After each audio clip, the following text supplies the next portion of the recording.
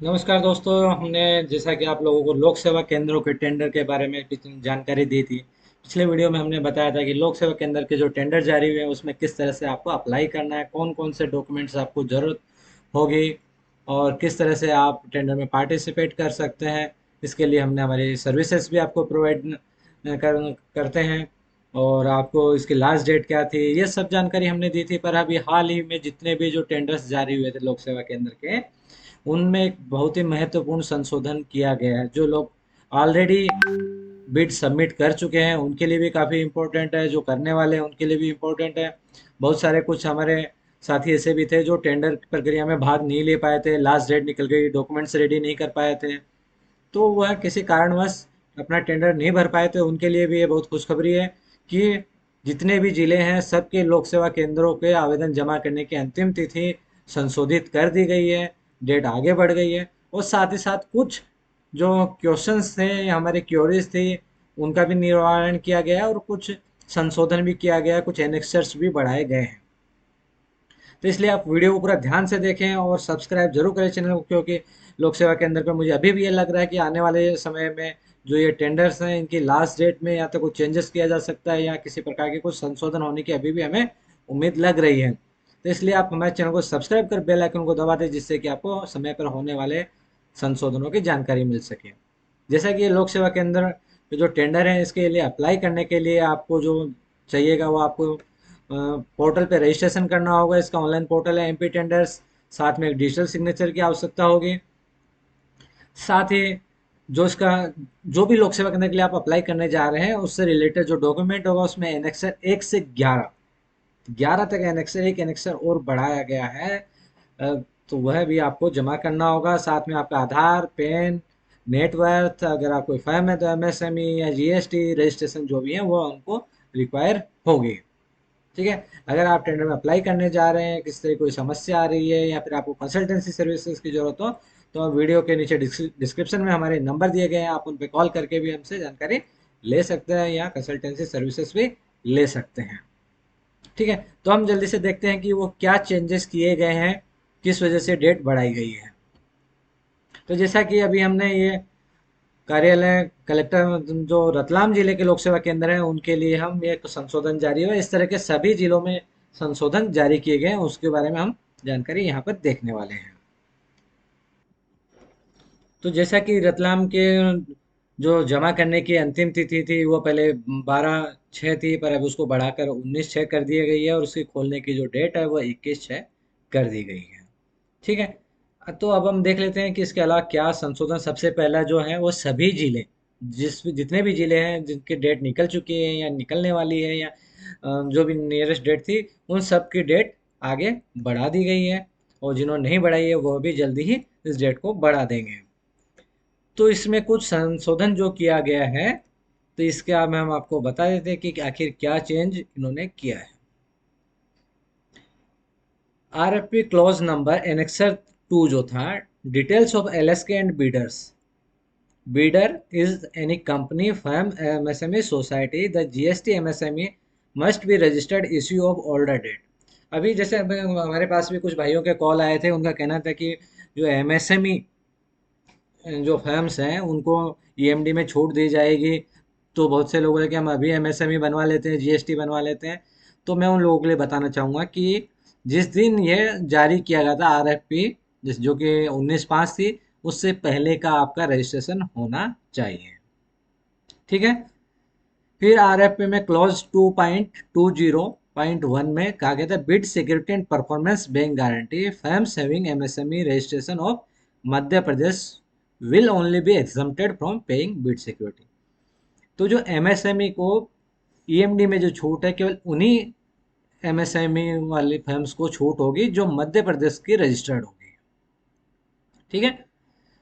फिर अगला हमारी क्वेरीज थी एक, in reference to RFP clause number 2.11 document compromise technical and financial bid annexure 5, if bidder is an individual और sole proprietor firm the power of attorney for signing of bid is not required. जैसा कि हमारे पास जैसे हमारे भाइयों के call आए थे कि क्या है जो एनेक्सर 5 का जो पावर ऑफ अटर्नी है वो क्या सबके लिए ज़रूरत है, हमारी इंडिविजुअल फर्म है उसके लिए भरना है कि नहीं भरना है।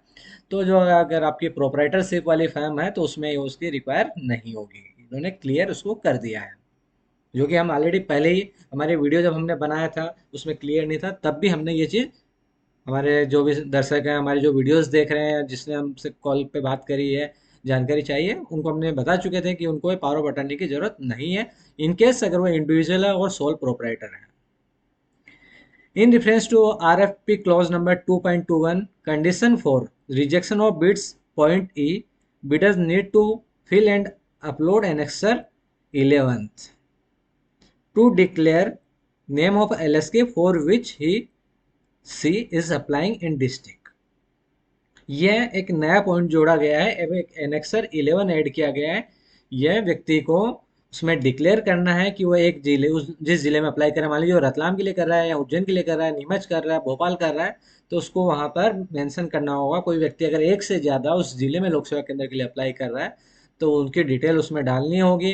अगर आपने उस फॉर्मेट में मान लीजिए आप 3 लोक सेवा 5 लोक सेवा केंद्र के लिए अप्लाई कर रहे हैं और आपने उनकी जानकारी इस एनेक्सर में नहीं डाली है, तो जिनकी जानकारी नहीं होगी और आपके नाम से होगा तो उनको ये रिजेक्ट कर दिया जाएगा।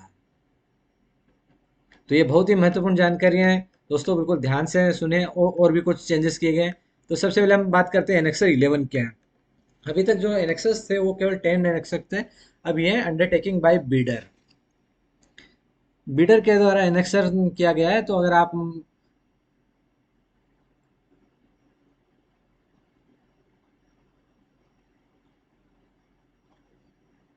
यहाँ पर आपको क्लियर ये एनेक्सर 11 आपको फिल करना होगा और ये भी सबमिट करना होगा। अगर आप बिड सबमिट कर चुके हैं तो या तो रीसबमिट कर दें बिड को, या फिर आप फिजिकली इस फॉर्म को लोक सेवा जब जिस दिन टेंडर ओपन हो उसके पहले आप वहां पर जमा कर सकते हैं। तो ये जो राज्य लोक सेवा अभिकरण है, इन्होंने एक लेटर जारी किया था 13/6/2023 को, जिसमें हमारे जितने भी भाई बंधु हैं जो लोक सेवा केंद्रों के लिए अप्लाई करने जा रहे थे, टेंडर भर रहे हैं, उनकी अलग अलग क्योरीज थी, उसका क्योरीज का इन्होंने ये एक जवाब दिया है। तो इसमें क्या है, जारी निविदा के संबंध में शुद्धि पत्र क्रमांक 1 4 बिंदुओं पर जारी किया जाना आवश्यक है, जिसका प्रारूप संलग्न कृपया उक्त शुद्धि पत्र को तत्काल जारी कर तदनुसार टेंडर प्रक्रिया की समय अवधि में आवश्यकता अनुसार वर्दी में पुनः टेंडर किया जाकर कार्यवाही पूर्ण कराया। तो इसका अर्थ है कि जो जिस जिले की डेट निकल चुकी है वो या तो डेट को बढ़ाएं, अगर उन्होंने ओपन कर लिया या डेट बढ़ाना संभव नहीं है तो वह पुनः टेंडर जारी करना होगा, उनको सारी प्रक्रिया पुनः करनी होगी।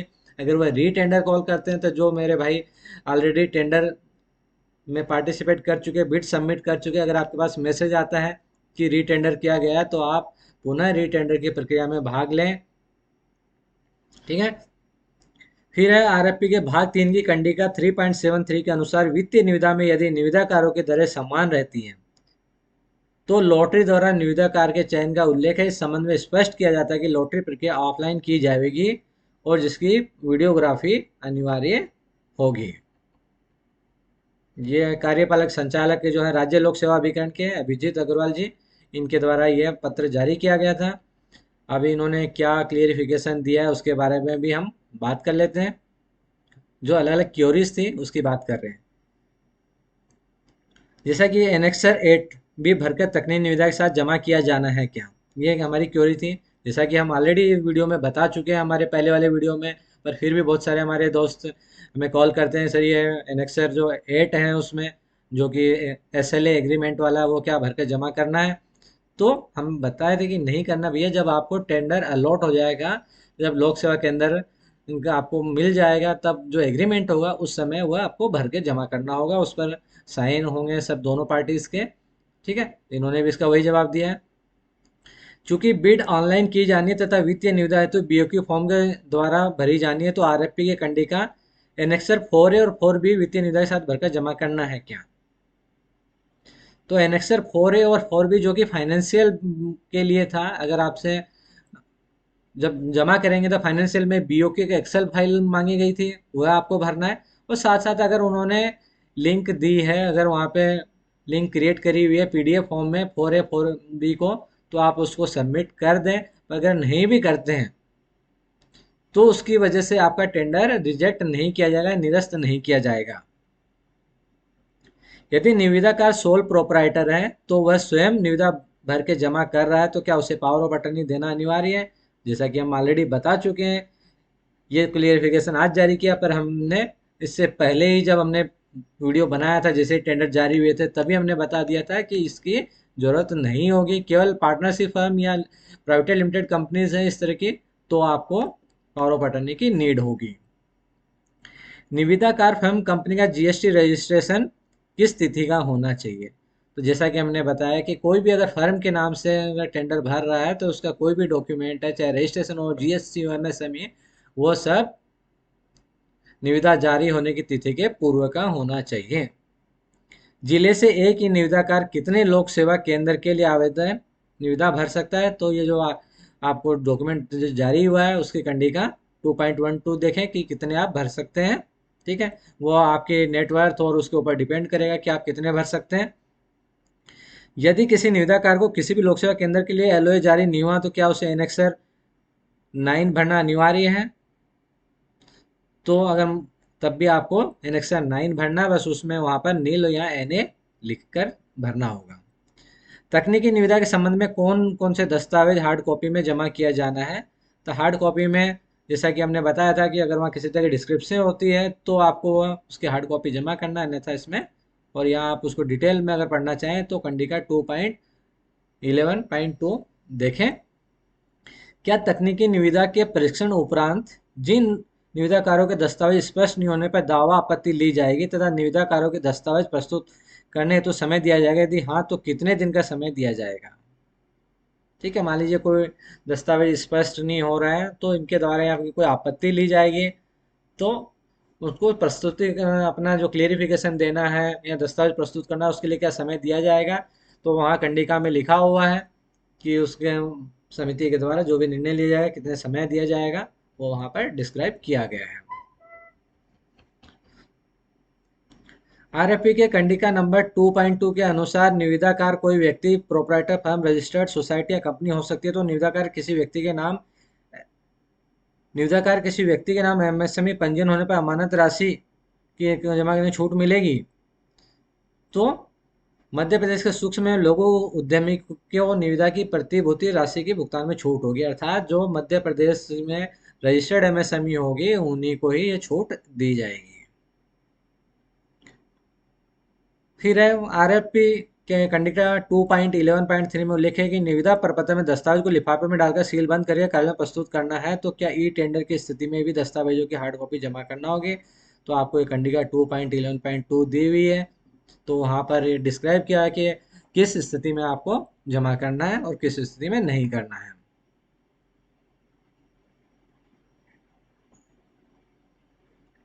निविदाकार व्यक्ति सोसाइटी हो सकते हैं, कृपया इन सभी के पास इस निविदा के लिए जीएसटी पंजीयन होना अनिवार्य है कि नहीं है? फर्म सोसाइटी हेतु कंपनी जीएसटी पंजीयन निविदा जारी होने की तिथि के पूर्व कभी का भी हो सकता है। इंडिविजुअल के केस में पेन नंबर तथा फर्म सोसाइटी के लिए कंपनी जीएसटी पंजीयन जीएसटी के अनुसार ही होना आवश्यक है।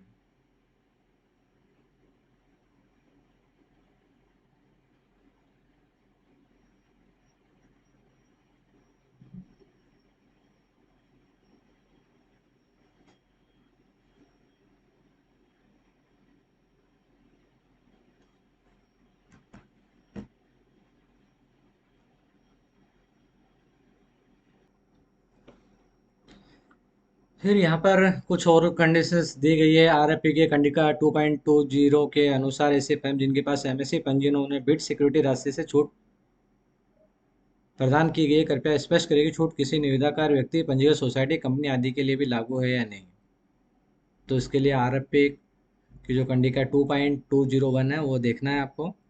ठीक है, आरएफपी के अनुसार प्रोसेसिंग फीस 40 रुपये है, इसमें एलएसके की फीस 35 रुपये है। तो क्या टैक्स 40 रुपये पर दे होगा अथवा 35 रुपये पर? एलएस की प्रोसेस फीस 35 रुपये पर ही टैक्स है। प्रोसेस फीस 35 रुपये है, 5 रुपये डीजीएस की ओर प्रेषित होगी जिसमें टैक्स नहीं है। नेटवर्थ 20 लाख होने पर क्या निविदा का 3 केंद्रों के लिए आवेदन कर सकता है? तो आप बिल्कुल उसको फाइनेंशियल कैपेसिटी का जो तो वो दिया हुआ है हमारे इसमें रूल 2.20 में, तो आप वो देखें, वैसे कर सकते हैं आप उसको। एक बार फिर से अपनी जानकारी के लिए आप कंडिका ये वाली चेक करें। नेटवर्क सर्टिफिकेट में केवल एनेक्सर 3 ही सीए से प्रमाणित करवा कर देना है, अथवा सीए द्वारा जारी नेटवर्क सर्टिफिकेट भी पृथक से संलग्न करना है। तो एनेक्सर 3 सीए से प्रमाणित करके संलग्न किया जाना है यूडीआईएन के साथ। एनेक्सर 3 पर निविदाकार के हस्ताक्षर सील की आवश्यकता है या नहीं? तो आवश्यकता इसमें नहीं है।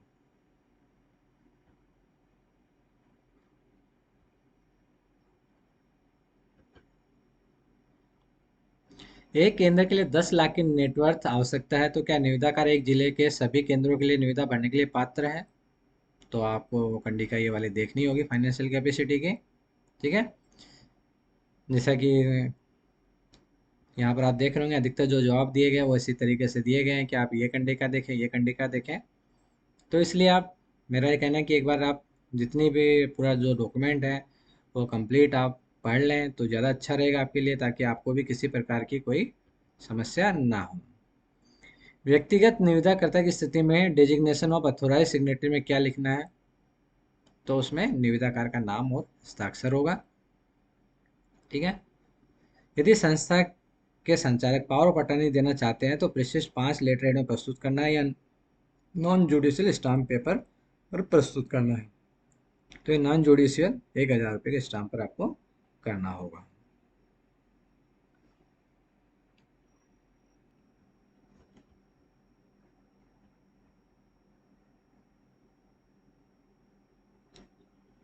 कुछ लोगों को कहना था कि एमपी टेंडर वेबसाइट पर ईएमडी और प्रोसेस फीस कैसे जमा होगी? तो जब आप इस पे प्रक्रिया करेंगे तो ये ऑनलाइन आपको पे करना है, या फिर आप उसमें चालान जनरेट करके बैंक के माध्यम से आरटीजीएस एनएफटी भी कर सकते हैं। फिर अगला क्वेश्चन था, मुख्य बिंदु क्रमांक 2.20 के उप बिंदु क्रमांक 2.201 में संस्था के एमएसएमई एनएसएससी रजिस्ट्रेशन होने पर बिड सिक्योरिटी में छूट प्रदान की गई।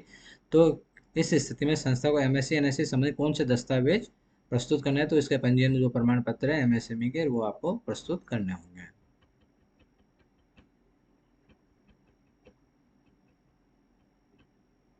Digital signature power of attorney holder के नाम पर बनाना है, या ई टेंडर साइट के नामांकित व्यक्ति के नाम से बनेगा? क्योंकि साइट में नामांकित व्यक्ति का भी डिजिटल सिग्नेचर एक्सेप्ट करता है, मार्गदर्शन दें। निविदा करने हेतु अधिकृत व्यक्ति का डिजिटल सिग्नेचर मान्य होगा। कर्मचारी का सीवी लगाना है या नहीं? तो नहीं लगाना है। कुछ लोगों का कहना था कि भैया जिसमें लिखा है ऑपरेटर और ये सुपरवाइजर, तो क्या इनकी हमें डिटेल डालनी है, सीवी लगाना है? तो वो नहीं करना है। क्या दिनांक 31/3/2023 के बाद रजिस्टर्ड एमएसएमई एनएसएससी फर्म को बिड सिक्योरिटी जमा करने में छूट प्राप्त होगी या नहीं? निविदा जारी होने की तिथि के पूर्व का होगा तो वह एक्सेप्टेबल होगा।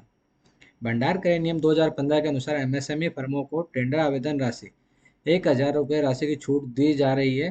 कृपया क्या निविदा में आवेदन शुल्क में छूट प्रदान की गई है? तो आवेदन शुल्क में छूट प्रदान नहीं की गई है। तो ये कुछ संशोधन थे, इसमें फॉर्मेट ऐड किया गया है, तो आप इस वीडियो को ध्यान से देखें और एक बार इसको जिस भी ज़िले के लिए आप अप्लाई कर रहे हैं तो वहाँ की भी आप डेट चेक कर लीजिए। आप एमपी टेंडर पोर्टल खोलेंगे, मैं आपको बता देता हूँ कि आपको कहाँ से डेट देखनी है। आप ये एमपी टेंडर पोर्टल खोलें, यहाँ पर आप एडवांस सर्च कर लें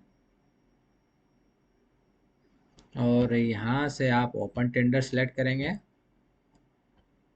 और यहाँ पर आपको डिस्ट्रिक्ट कलेक्टर और आपका जो भी ज़िला है, मान लीजिए मुझे देखना है मंदसौर, या मुझे देखना है कि चलिए मैं इंदौर देख लेता हूँ, इंदौर।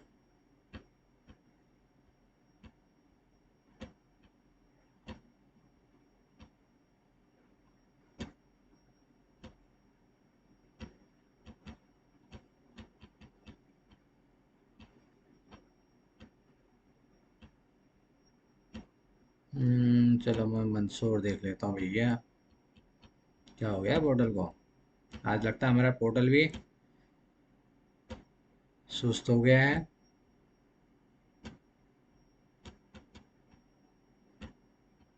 चलिए इंदौर ही देख लेते हैं, नहीं तो आप बोलेंगे इंदौर दिख नहीं रहा है, कुछ हो नहीं रहा, तो आप कुछ तो भी बता रहे हैं, इसलिए हम इंदौर के ही दिखा देते हैं आपको। तो इंदौर के ये जो टेंडर है, तो यहाँ की जो डेट है वह 26 जून 2023 है। क्या इन्होंने संशोधन जारी किया है? तो हम इस पर क्लिक करेंगे।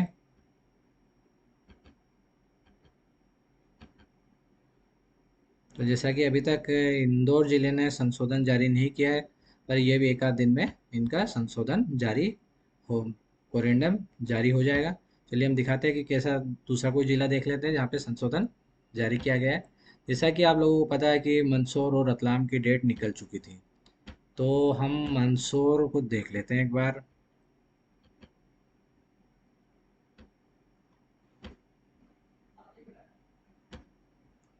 तो हम यहाँ पे मंदसौर चेक करेंगे कि जो कि मंदसौर की डेट 12 तारीख थी।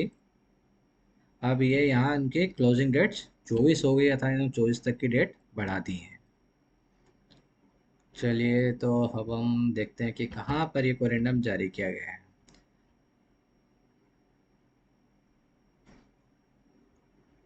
मंदसौर ने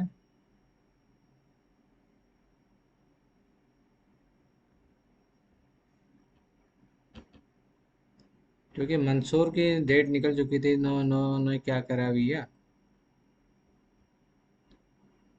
मंदसौर मंदसौर बैक करते हैं भैया। मंदसौर ने मुझे लगता है कि फिर से नया ही टेंडर रिकॉल कर लिया है, पुनर्निविदा जारी कर दी, क्योंकि आप वहाँ देख रहे हो कि 15 तारीख दिखा रहा था। क्योंकि इसकी डेट निकल चुकी थी, तो इसलिए मंदसौर को फिर से टेंडर जारी करना पड़ा यहाँ पर। ये 15 जून 2023 को उन्होंने फिर से जारी किया, जो कि इनकी डेट ऑलरेडी ख़त्म हो चुकी थी। तो इसलिए ये डेट बढ़ा नहीं पाए और इनको रीटेंडर करना पड़ा। तो हम एक ऐसा जिला देखते हैं जहाँ पे डेट बस नियर बाय ख़त्म होने की थी और उन्होंने डेट आगे बढ़ाई है विद कोरिएंडम।